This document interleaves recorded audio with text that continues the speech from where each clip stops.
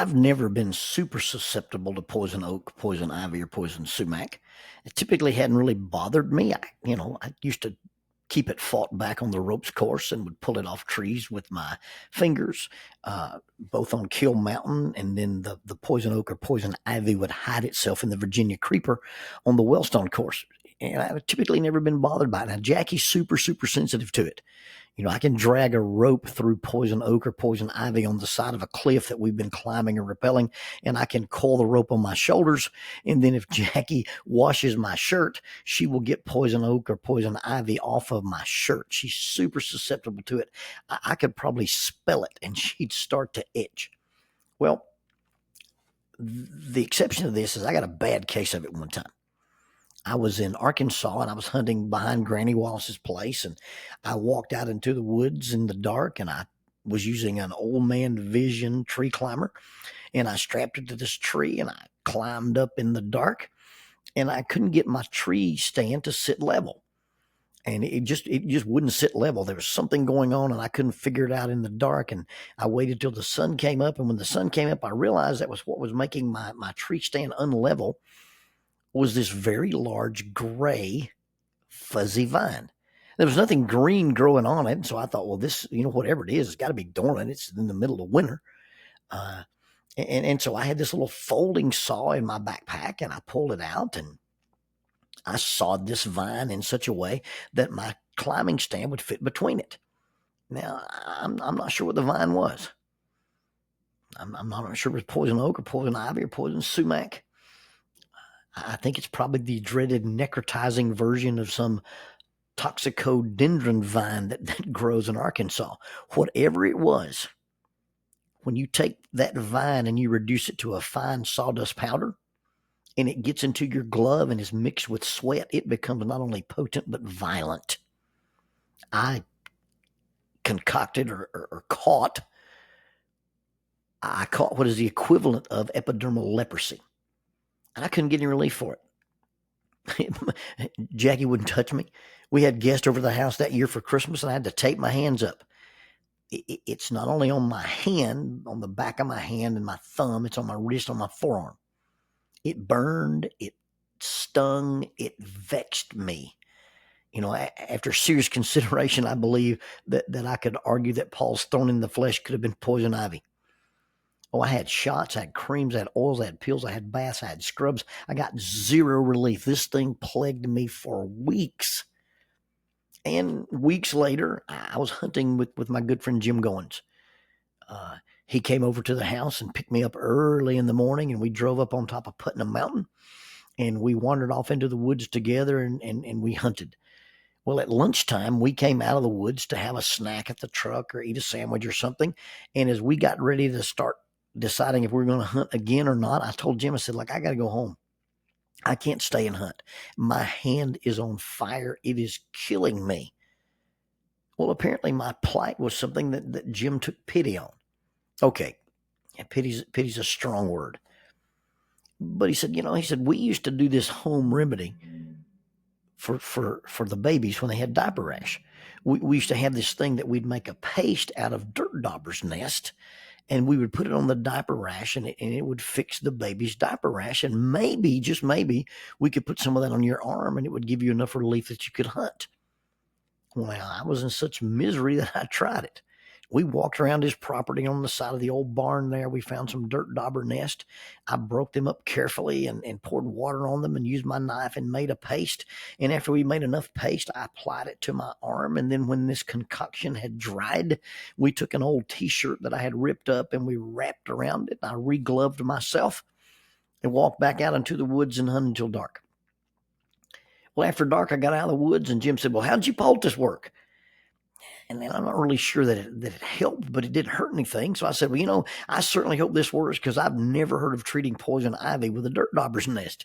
To which Jim replied, well, I never have either. I sure hope your hand doesn't fall off, but I sure didn't want to quit hunting. It was such a beautiful day. I didn't want to stop. So I just thought I'd help you do something to take your mind off of it so you could endure the rest of the day. I never got mad at Jim. I did get mad at myself for being an idiot. And it probably just proves that people who are in misery people who are in enough pain often believe the many lies that are supposed to bring them happiness or relief. When I did my practicum for my master's degree, I was sentenced to Cedar Lodge. I was assigned to attend Cedar Lodge. Cedar Lodge is a drug rehabilitation place, and I would spend one night a week for 18 weeks at Cedar Lodge. And one night we were in the group meeting, and one of the men who was struggling with substance use problems described being an addict. He said, "I can tell you what it's like to be an addict. Being an addict is like having a hole in your soul that the cold wind blows through."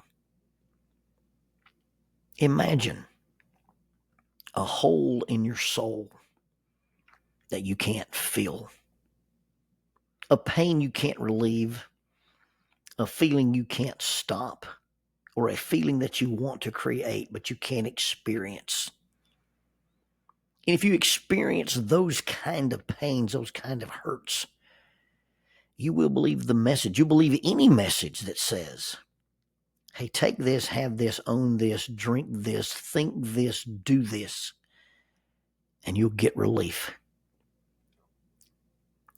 And I guess it's really understandable how you would use a made-up remedy one time.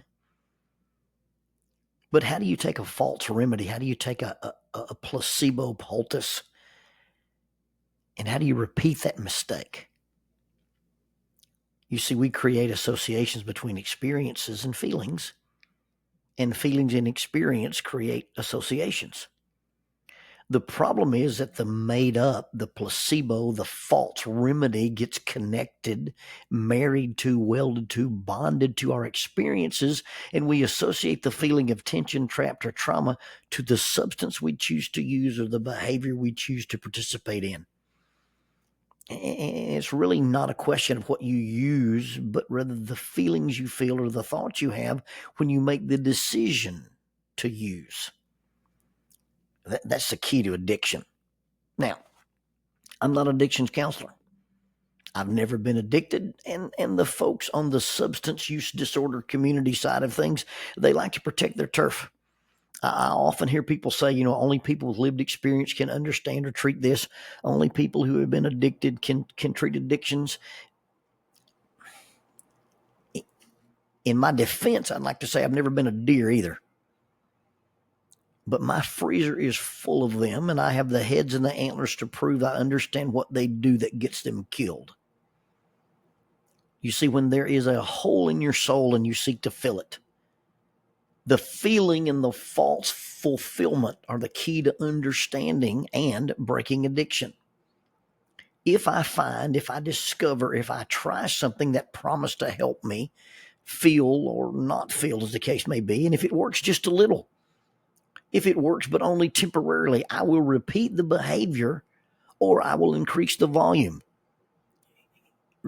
Increasing the volume or repeating the behavior means I have to do it more or I have to do it more often. And what gets repeated gets ingrained. And then there's this cycle. And that cycle is so linked with a perception of survival that it's almost impossible to break. You see, the substance or the behavior is inconsequential. That's not the issue. But the feelings or the thoughts we have when we decide to use or do is the actual key to understanding addiction. Those feelings or thoughts that are linked to the survival thinking, and the survival thinking is linked to the survival behavior. And if it gets linked to survival, it's almost unbreakable. And all of us are vulnerable to anything that promises to fill the hole, cure the pain, ease the discomfort, assuage the guilt, stop the feeling, or create a feeling we desperately want to have but can't identify, much less experience. The feeling of peace or calm or acceptance or satisfaction. So the cure for addiction is not to treat the substance we use or the behavior we have, but the cure for addiction is understanding the emptiness we're trying to fill, the pain we're trying to heal, or the feelings we can't escape, or the feelings we can't experience. Now, those ideas are probably buried deep in our memories, and the association we have between that feeling and our habit is probably not a conscious one. In fact, I would call it non-conscious rather than subconscious. It's almost like an inadvertent Pavlovian connection. You know, the guy who rang the bell and fed the dogs, and when he would ring the bell and feed the dogs would salivate.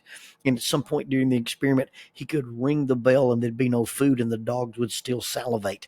The dogs had connected on a very base level that the ringing of the bell equaled the presence of food, but even with the food absent, the ringing of the bell would cause them to salivate. When we have trauma, disappointment, pain, or emptiness associated with these feelings, but those feelings get attached to a substance or behavior, then anytime we have a similar feeling, we react to it just the same.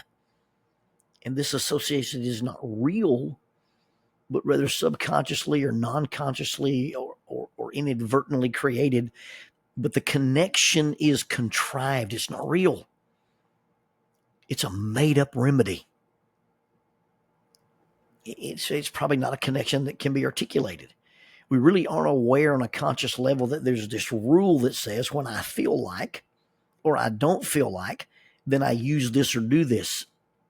It's such an ingrained process that it's never actually questioned unless you bring it to light. Unless somebody asks you how that poultice work.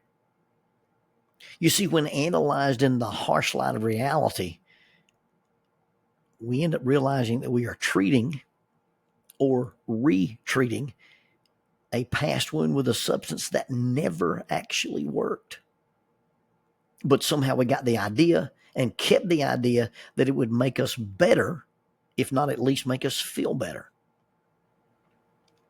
You can't heal a dermatological infection with larvae, dead spider parts, and dirt. I should be smart enough to know that. But when you're in constant pain, you'll try anything once. So, in case you haven't tried it, let me save you the trouble. You won't become more valuable with possessions. You won't find comfort in hurting the people who hurt you. You won't find comfort in hurting others just because you were hurt. You won't be more important by making other people feel less. Getting attention because you demand it is not the same as people actually caring for you. You can't heal an emotional wound with a chemical. And you can't fill a spiritual void with anything that is earthly. Those are placebos. It means those remedies make us think they work, but they don't actually work.